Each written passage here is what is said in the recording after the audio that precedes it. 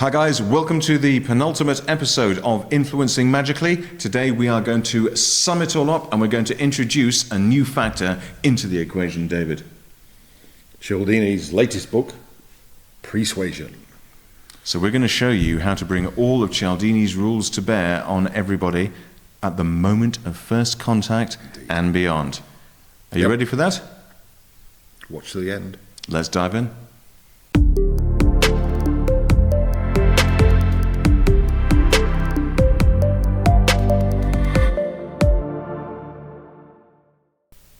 Hi, and we are back. It is The Results Show. The Results Show. We are getting towards the end of our Influencing Magically masterclass. So, as promised in the previous episode, what we're going to do is basically wrap up the rules that we've learned, and then we are going to introduce something quite special. So, what we did was we basically started out, the first thing that we did was looking at the difference between persuasion, influence, and then obviously it's evil twin, manipulation.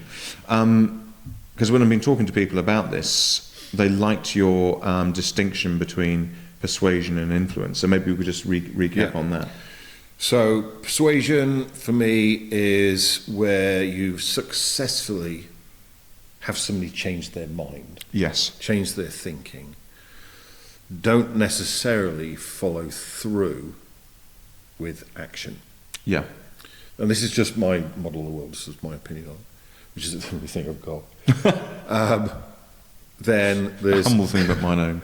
There's influence, which is where you don't only successfully change someone's thinking, they follow through with different action. Yes.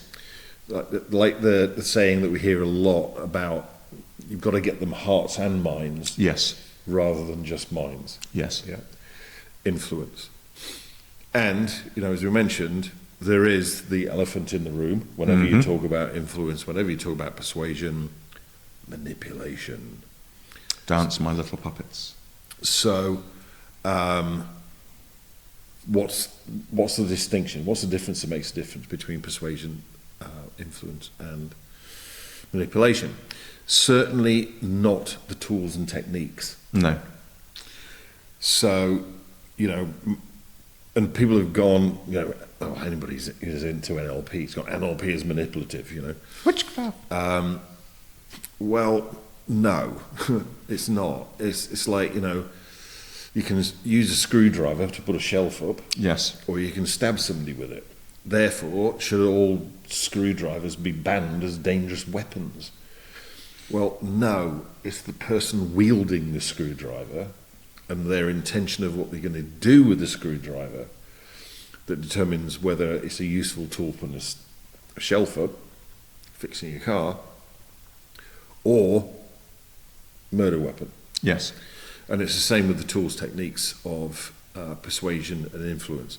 Can they be used to manipulate people?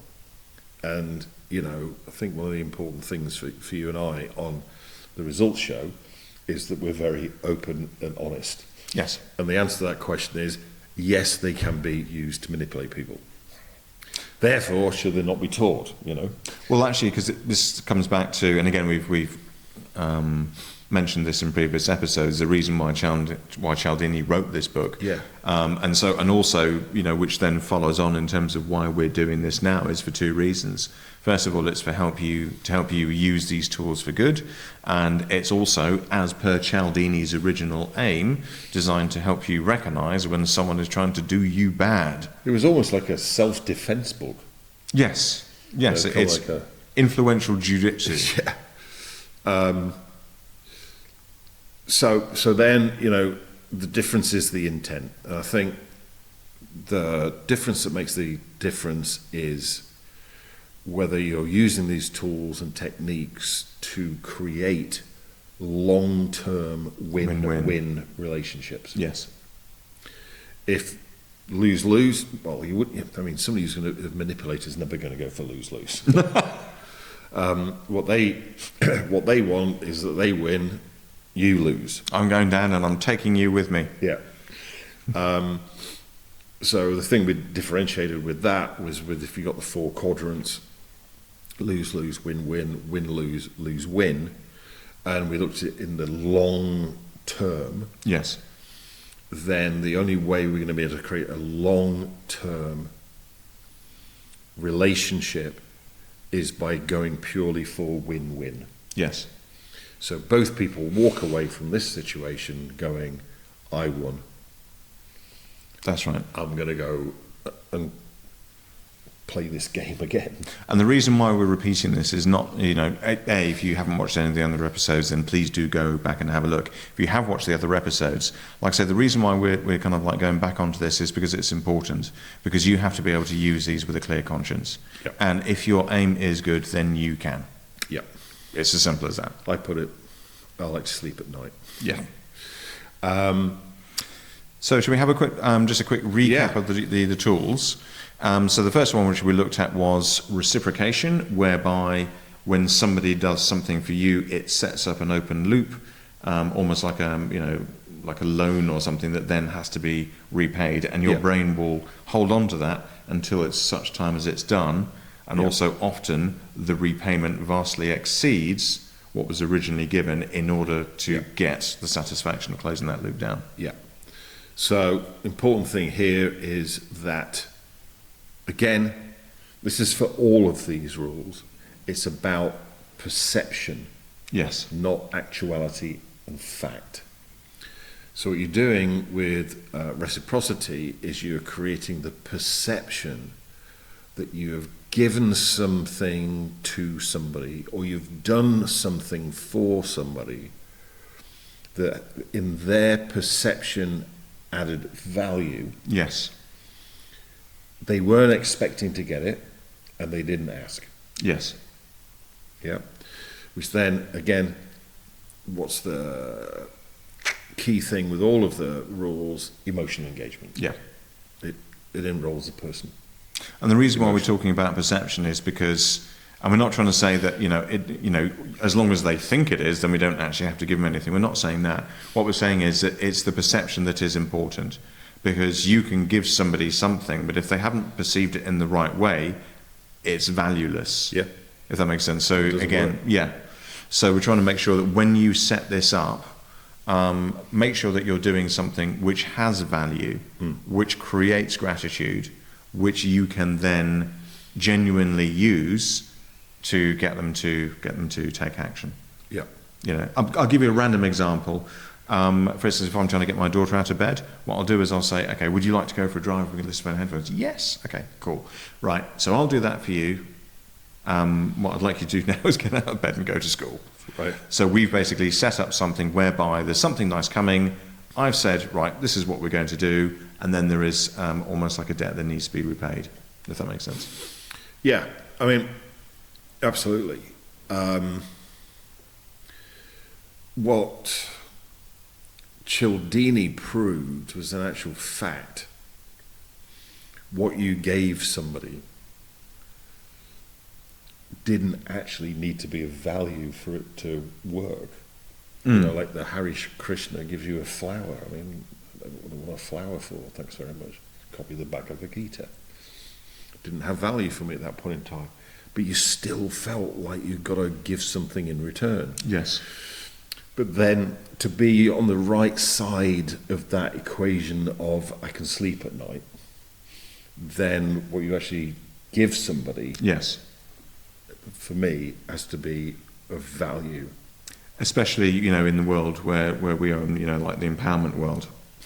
Because what you then give them is something that then basically builds the relationship. Yeah. If you give them something and then, so for instance, if you gave me the Bhagavad and I put it on the wall, or, on a shelf on the wall, it's kind of failed in its job, because that should be something whereby I should be engaging with that. I should be going, I really, really like this. I like these guys. And again, we're going to come on to authority and all these other tools.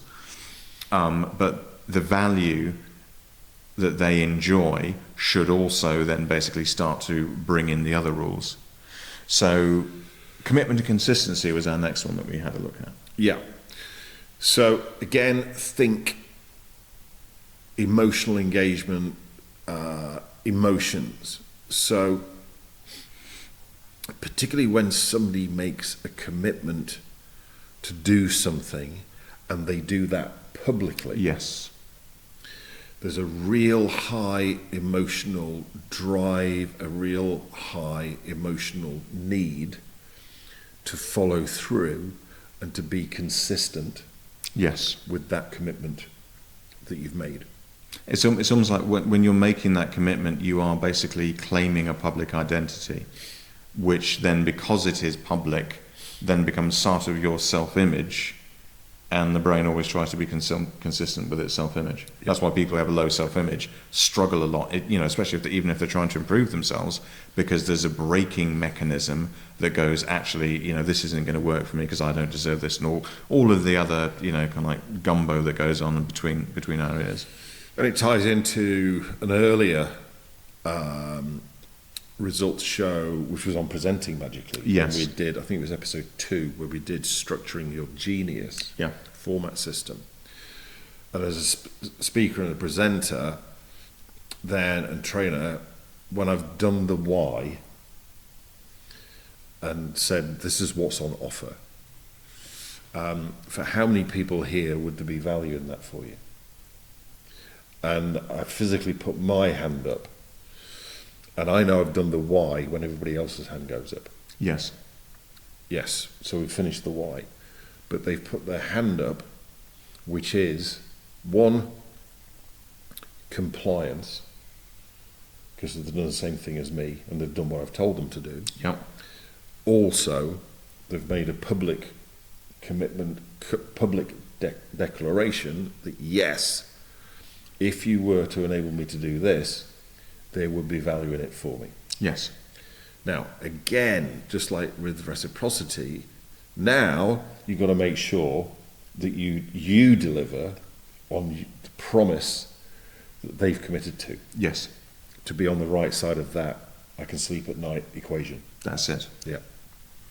So then we looked at social proof, because a lot of people were looking at social proof. Yeah, indeed.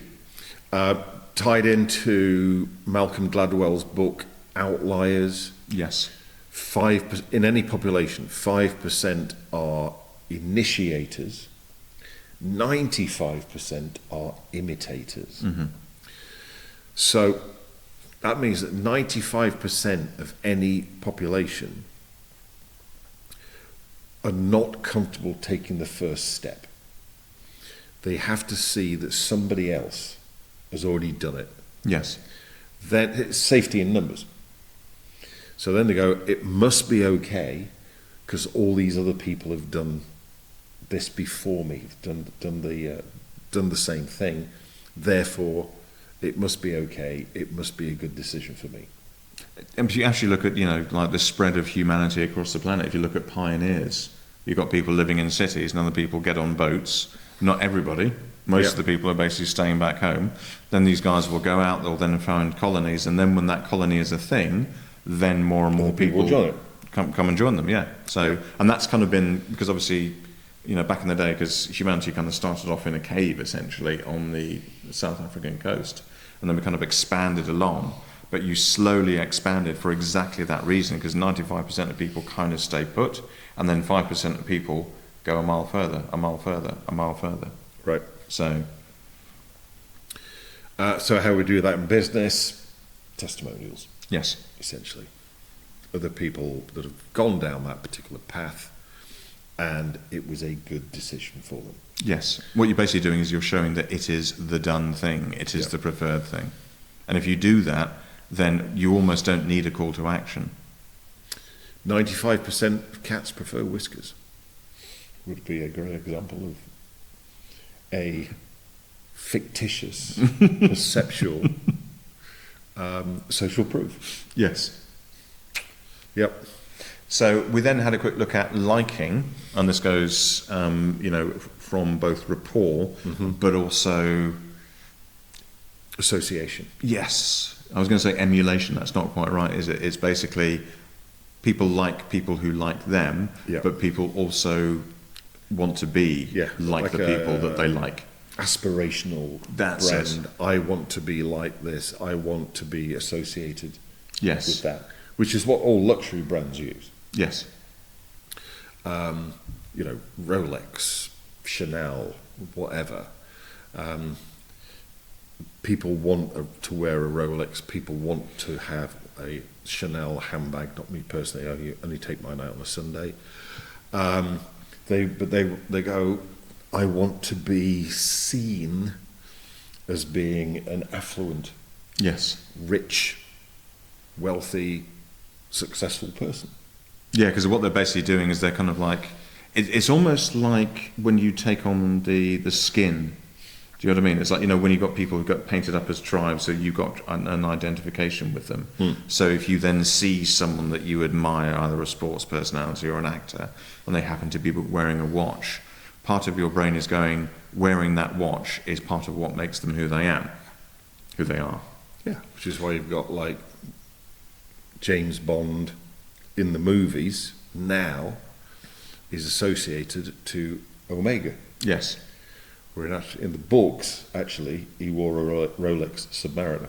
Is that the one like the big phosphorus dials that set off Geiger counters and stuff? Yeah. Yes. Okay. Again, we're getting off track, but yeah, that's just that's what it's about. If you can create something where, because again, it's transfer of authority, isn't it? Because where you've got these people that they're kind of putting into place, or indeed these memories. And what you're then doing is putting the two together, then they're kind of like the authority or the love or the dopamine in the case of the Levi's advert bleeds through and covers this thing. So that is then how it is perceived in the brain. Which is why brands will invest a huge amount of money in product placement. Yes. And it's also why if somebody puts a foot wrong, then that brand will get rid of them so fast it'll make their head spin. Well, that's what actually happened in the 80s with Michael Fish, the weather forecaster. The weather forecaster. Yes. Was this the 87 hurricane? Yeah, because he was saying, no, don't worry, everything will be okay. Yep. It's not going to be that bad. Then it was absolutely huge. People were killed, hit by trees, chimneys falling through roofs, etc. The law of association, the law of liking. Michael Fish, his career was done. Yeah. Because in some people's brain, kind of like he caused it. And that's the problem with association. It's like the unconscious mind can't draw the line between one and the other. It's sensible. It's just like, okay, these two are linked. Yeah. That's why whenever you have to give somebody bad news, they say don't shoot the messenger is always shot. If you have to give someone bad news, you will then become synonymous in that person's brain with that. So it's a hell of a responsibility. Yeah. So anyway, moving on, we then had a quick look at authority. Yes, and we talked about the fact that that's not being authoritarian, as in telling people or commanding people what to do. It's about creating the perception that you are an authority on a particular subject, or you are an expert on a particular subject. And we mentioned the Milgram experiment, which, when I show that video, still people... they've heard of the Milgram experiment, but I think a lot of people haven't really considered the ramifications of it. Whereas with the Milgram experiment, Milgram actually proved that 65% of people would actually kill somebody else if they were told to do it, by a person wearing a white lab coat and holding a clipboard. So the takeaway there is if you're wearing a white lab coat and carrying a clipboard, you can get away with murder. And you will get better service in restaurants. Yes. Right. Then we looked at scarcity and the fear of missing out, because we don't like using the phrase FOMO. It's just this actually is one of, possibly you could even put it as being the most important out of all six from a results point of view, because if you put all first five in play, and you don't put scarcity in play, then 50% of the people will still not follow through with action. One of the things that came up whilst we were chatting off camera was because it's almost like you can think of the other 5 as why, and this one is why now. Right. It's the immediacy. Yes. And if you don't have scarcity, 50% of the people that you're wanting to influence will sit on the fence forever. It's because for a lot of those guys, they like having open options. And when you make a decision, when you open that door, then all the other doors close automatically. Yep. And a lot of people don't like that. Yeah, no, they don't. And 50%.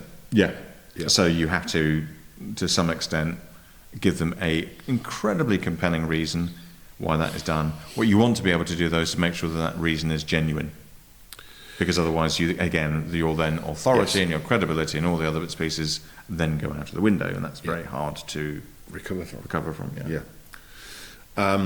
So then you go, good question, which of these rules should I bring into play? Which of these rules should I bring into action? Which club should I use for this particular shot? All 6. Yeah. Then you go, when? Now, interestingly, when I first put together the Training Masters of Influence, which was a combination of a number of things, it was Cialdini's 6 rules, it was NLP, but what I call street NLP. Yes, the down and dirty version. It was Ericksonian hypnosis, but not in the context of therapy, in the context of influence. It was cold reading, as in the world of Derren Brown, and it was also neuroscience, which demonstrates how influence actually works. And I was always saying to people on those trainings, what we want to do is bring in all 6 rules at first contact. Yes. So the pre-frame, essentially. So, interestingly, I thought it was quite interesting. Several years after I've been running Masters of Influence, Robert Cialdini brought out a new book called Persuasion, where he says, when do you bring in the rules of influence? First contact. So what does that mean? It means you want to bring in all 6 rules on your website, your landing page, your e-shot. Yes, your social media as well, because that's social media. A lot of the time when people, because what basically happens is people start to notice you and then they'll start to enter your sphere. But right the way throughout that journey, all these things, you want them to be in place, because then that way you appear to be coherent. Yep. And people trust people who are coherent. Yeah. So, just look at social media as an example. Then what do? We want to offer people with things of value for free.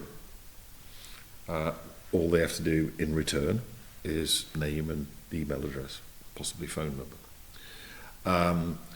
We then want to bring in commitment and consistency. So you go, if you're interested in this, put in the comment box. Yes. Yep. That's commitment, and it's public, because other people go like, oh.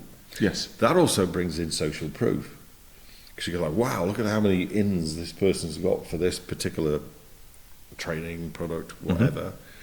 Then people are going to go look at, okay, how many friends does this person have? How many followers does this person have? Yes. How many connections does this person have on LinkedIn, etc. Then you've got liking, being a likable person. Yeah, just being fun, genuine, open, media. Honest. And then when you finally go like, okay, we're doing this, we can only admit this number of people, which brings in the scarcity. Yes.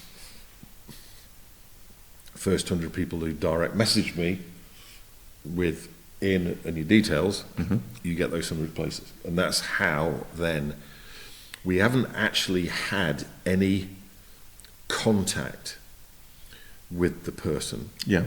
But already all 6 are in play.